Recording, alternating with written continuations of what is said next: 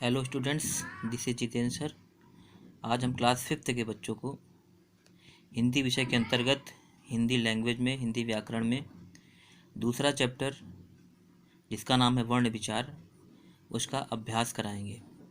पिछली कक्षा में हमने वर्ण विचार के अंतर्गत वर्ण की परिभाषा, प्रकार में स्वर, व्यंजन, अयोगवाह, इन सभी की स्वर के प्रकार, व्यंजनों के प्रकार, अयोगवाह में अनुस्वार, अनुनासिक आदि परिभाषा सहित पढ़ा। आज हम उस चैप्टर की अभ्यास के प्रश्नों को करेंगे। सबसे पहले देखते हैं पहला प्रश्न, जो कि ऑब्जेक्टिव है, विकल्प पर आधारित है।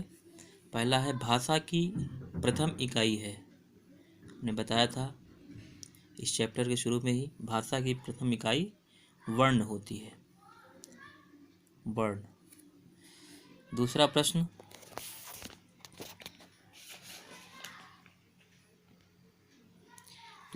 है स्वर होते हैं। स्वर कितने होते हैं? 11 स्वर होते हैं। तीसरा है, ह्रस्व स्वर होते हैं। ह्रस्व स्वर 4 होते हैं।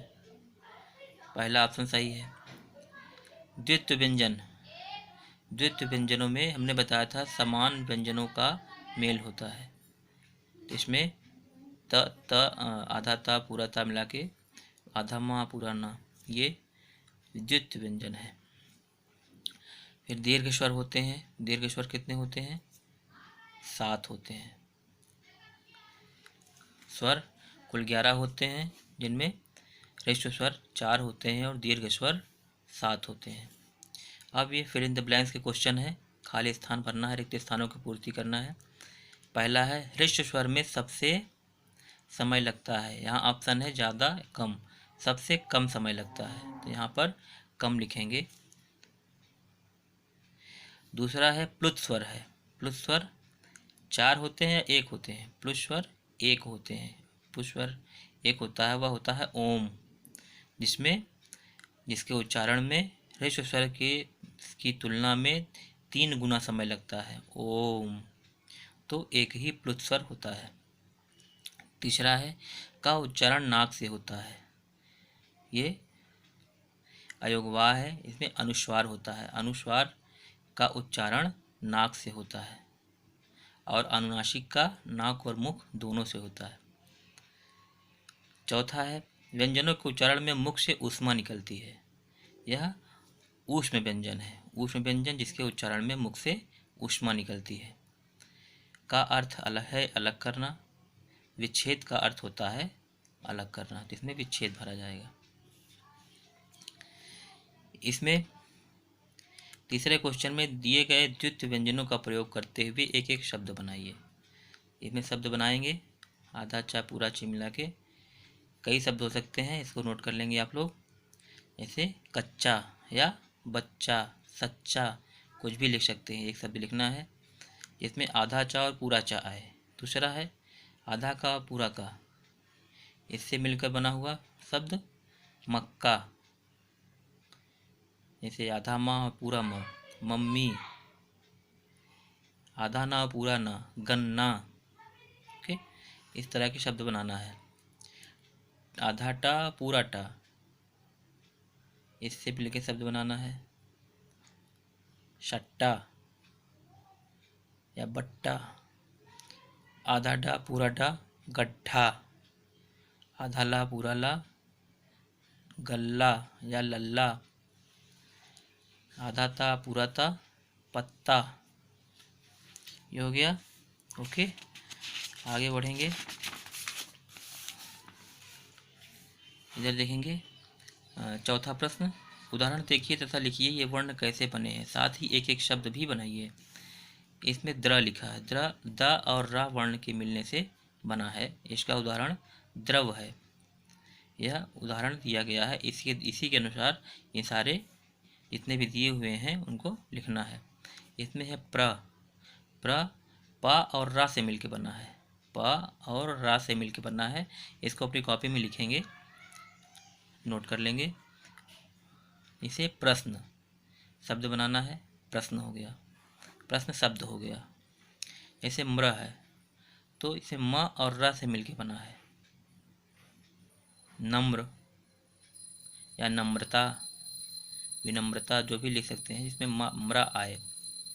जैसे ब्र है, ब और रा से मिलके बना है, ब और रा से मिलके बना है।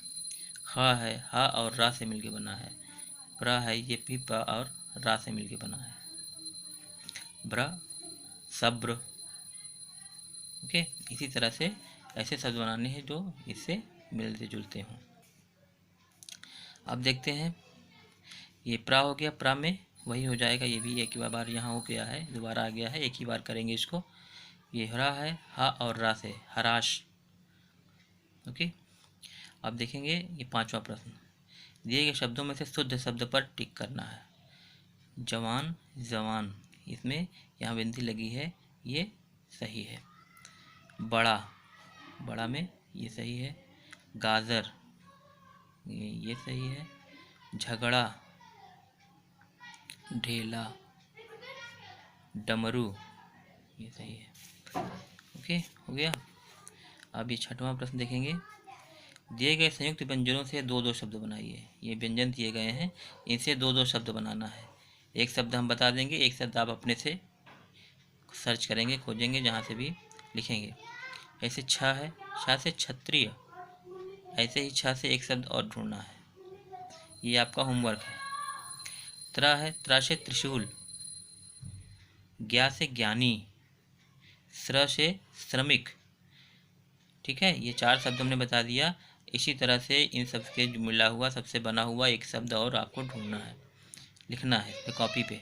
Okay, next question. दिए गए शब्दों पर उचित अनुस्वार अथवा अनुनासिक लगाकर पुनः लिखिए। इसमें अनुस्वार या अनुनासिक लगाना है। सांप, सांप में अनुनासिक। सुंदर, सुंदर में अनुस्वार। इसमें इसके आगे इसको बना के लिखना है। मांस, मांस, इसमें पूंछ, अनुनासिक शिंग, अनुस्वार रंग, अनुस्वार गंजा, ये गजा है, गंजा होगा अनुस्वार। आंत, इसमें अनुनासिक होगा, नाक और मुंह दोनों का प्रयोग हो रहा है इसके उच्चारण में। दंगा, अनुस्वार होगा। इसके प्रश्न उत्तर देखेंगे इस तरह से कॉपी में अपने प्रॉपर वे में। ऊपर डेट डालेंगे। हिंदी विषय पार्ट 2, पाठ का नाम वर्ण विचार। पहला प्रश्न है, वर्णमाला किसे कहते हैं? तो वर्णमाला वर्णों का व्यवस्थित समूह वर्णमाला कहलाता है। ये किसी भी भाषा का हो सकता है, हिंदी का, अंग्रेजी का, किसी भी भाषा का हो सकता है। वर्णों का व्यवस्थित समूह वर्णमाला कहलाता है। दूसरा प्रश्न है, स्वर कितने प्रकार के होते हैं? नाम लिखिए। स्वर 3 प्रकार के होते हैं, उसमें ह्रस्व स्वर, दीर्घ स्वर और प्लुत स्वर, ये 3 प्रकार के स्वर हैं। तीसरा प्रश्न है, व्यंजन का क्या अर्थ है? इन्हें कितने भागों में बांटा गया है? उसका उत्तर लिखेंगे। जिन वर्णों के उच्चारण में स्वरों की सहायता लेनी पड़ती है उन्हें व्यंजन कहते हैं। जिन वर्णों के उच्चारण में स्वरों की सहायता लेनी पड़ती है उन्हें व्यंजन कहते हैं। जैसे उदाहरण लिया है क में क हलंत प्लस आ, इससे मिलकर का बना हुआ है। व्यंजन को 3 भागों में बांटा गया है, स्पर्श व्यंजन, अंतःस्थ व्यंजन और ऊष्म व्यंजन। मुख्य रूप से ये 3 भागों में व्यंजनों को बांटा गया है। नेक्स्ट है, संयुक्त व्यंजन की परिभाषा दीजिए। चौथा प्रश्न है, संयुक्त व्यंजन की परिभाषा दीजिए। उत्तर लिखेंगे। 2 भिन्न व्यंजनों के मेल से बने व्यंजन संयुक्त व्यंजन कहलाते हैं। 2 भिन्न प्रकार के व्यंजनों के मेल से बने व्यंजन संयुक्त व्यंजन कहलाते हैं। हिंदी में 4 संयुक्त व्यंजन हैं, छ, त्र, ज्ञा और स्र। छ क श अ से मिलके बना है। आ सभी में कॉन्सोनेंट होता है, सब में कॉमन होता है। त्र त और रा से मिलके बना है, इसमें प्लस आ स्वर जुड़ा रहता है। ज्ञा ज और या से मिलके बना है, और श्र स और रा से मिलके बना है। तो ये संयुक्त व्यंजन हो गए, ये 4 संयुक्त व्यंजन होते हैं। इसमें दो दो व्यंजन सभी में जुड़े हुए हैं। लास्ट क्वेश्चन है, अयोग वाह किसे कहते हैं? हिंदी वर्णमाला में स्वरों के अंत में अंग तथा आहा, आहा विसर्ग होता है, अंग अनुस्वार होता है। ये दोनों अ के योग से ही इनका उच्चारण होता है। अंग और आहा का आ के योग से ही इनका उच्चारण होता है। क्योंकि इसमें आ के योग से उच्चारण होता है, इसीलिए ही इन्हें अयोगवाह कहते हैं। आ के उच्चारण से होता है, इसलिए इन्हें अयोगवाह कहते हैं। ओके, तो ये दूसरा चैप्टर समाप्त हुआ। आगे हम तीसरा चैप्टर शुरू करेंगे। इसको कॉपी में अच्छे से लिख लेंगे और याद भी कर लेंगे।